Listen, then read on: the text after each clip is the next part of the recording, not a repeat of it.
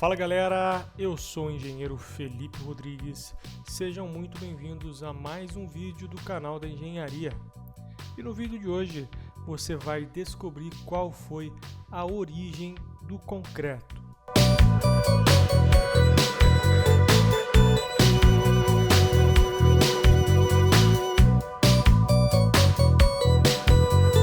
Bom, o concreto é algo extremamente comum para todo trabalhador da área de construção. Sendo um dos materiais mais utilizados no mundo, temos por obrigação saber qual sua origem, de onde veio, como foi concebido e de quem foi a ideia de gênio por trás dele. Mas a resposta para essas perguntas podem ser um pouco mais complexas do que você imagina, então nós do canal da engenharia fomos a fundo buscar todas essas informações. Mas antes, o que é mesmo concreto? Concreto é uma mistura aglomerante que é plástica antes das reações químicas e que neste meio tempo pode ser moldada adquirindo basicamente qualquer forma que desejar. Essas formas geralmente são de vigas, pilares, lajes ou até coberturas e que depois endurece e muda suas características mecânicas para um sólido capaz de resistir a grandes esforços, sendo a característica principal para sua utilização. Porém, o concreto que conhecemos hoje é uma consequência de anos de evolução tecnológica, onde para conseguirmos atingir o nosso real objetivo de encontrar a sua origem, temos que olhar para suas funções antes de olhar para sua composição. Um dos primeiros vestígios desse aglomerante encontrado na natureza foi descoberto em Israel, na década de 70, por geólogos, que encontraram uma mistura entre calcário e argila xistosa em uma combustão espontânea, datada de 12 milhões de anos atrás. Este é o cimento natural que os primeiros homens ou os homens primitivos utilizaram. Mas a utilização desse composto começou a ganhar verdadeiro significado quando o homem viu a necessidade de moradia. Cansado de viver em cavernas, os homens modernos iniciaram uma revolução que dura até os dias de hoje, para construir suas próprias casas. Com isso, surge a necessidade de um material ideal. Construções encontradas em escavações arqueológicas na região do Iraque revelaram vestígios de edificações executadas parcialmente em concreto.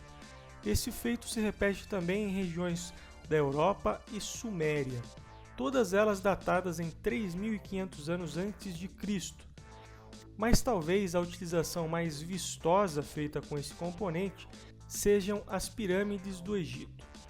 Uso de barro misturado com palha para a fabricação de tijolos que secavam ao ar e argamassa de gipsita e de cal foram largamente utilizadas nessas construções, das quais muitas estão vivas até hoje. A cal é um dos componentes aglomerantes mais antigos utilizados na construção. É um resultado da calcinação de rochas calcárias. Este composto, quando misturado com água, reage com o ar endurecendo, o que possibilitou as construções de grande parte desses monumentos. Mas foi somente no Império Romano que as coisas começaram a se desenvolver. O povo romano descobriu que misturando uma cinza vulcânica encontrada nas proximidades do Monte Vesúvio, chamada pozzolana, com cal, obtinham um aglomerante que endurecia sob a água. Este novo material começou a ser utilizado nas construções dos muros e demais edificações de Roma, assim como a Via Ápia, uma das principais estradas da Roma Antiga, e o famoso Coliseu. O povo romano também utilizou a mistura em seus aquedutos por ser um aglomerante extremamente forte e permeável, o que possibilitou os famosos banhos romanos. Nessas edificações romanas também foram encontrados os primeiros vestígios da utilização de aditivos nas misturas de argamassa. Porém, esses aditivos eram bem diferentes do que utilizamos hoje em dia. Foram encontrados gordura animal, leite e até sangue como alternativas para a incorporação de ar na mistura. Avançando um pouco no tempo, chegamos na utilização desses materiais de uma forma mais estrutural. Com os estudos realizados sobre a estática das estruturas, tendo como precursores o holandês Simon Stevenus em 1586, e o inglês Robert Hooke, em 1678, estabelecem os fundamentos da estática e elasticidade dos materiais, através dos seus experimentos que possibilitou uma análise mais real das estruturas. Em 1757, o matemático Leonhard Euler publicou um dos primeiros trabalhos da área das estruturas, onde estabeleceu uma equação para a determinação da máxima carga que poderia ser aplicada em uma coluna antes dela flambar. Em 1770, no Panthéon de Paris, o arquiteto Jacques Germain utilizou pela primeira vez uma composição entre o ferro e a pedra natural, uma estrutura onde existem poucas colunas e que, por consequência, necessitou de grandes vigas capazes de efetuar a transferência de elevadas cargas.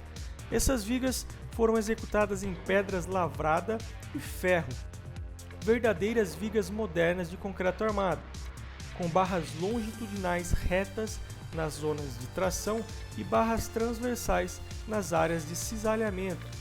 As barras longitudinais eram enfiadas em furos executados artesanalmente nas pedras, que depois eram preenchidos com uma argamassa de cal. Em 1824, Joseph Aspdin inventa o cimento Portland, queimando calcário e argila finamente moídos e misturados em altas temperaturas até que o gás carbônico fosse retirado. O material obtido era então moído. Aspdin denomina esse cimento como cimento Portland, em menção às jazidas de excelente pedra para a construção existente em Portland, na Inglaterra. Desde então, o cimento Portland sofreu pouquíssimas mudanças. Foi então que, em 1850, o francês Joseph Louis Lambot fez a primeira publicação sobre o então chamado cimento armado, inicialmente utilizado na construção de uma canoa de concreto. Mas a patente dessa ideia pertence a outro Joseph Monnier, um jardineiro que fabricava vasos que ele mesmo julgava ser frágeis demais. Foi então que, em 1867, utilizando uma mistura de argamassa e cimento com telas de aço, iniciou suas pesquisas na área, o que desencadeou em uma verdadeira revolução na engenharia de estruturas.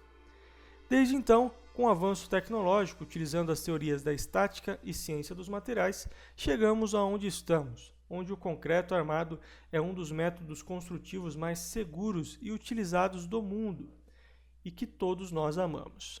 Se você gostou desse vídeo, não deixe de curtir, se possível compartilhar, e assine o canal para não perder nada do nosso conteúdo. Agradeço mais uma vez a sua audiência e até o próximo vídeo.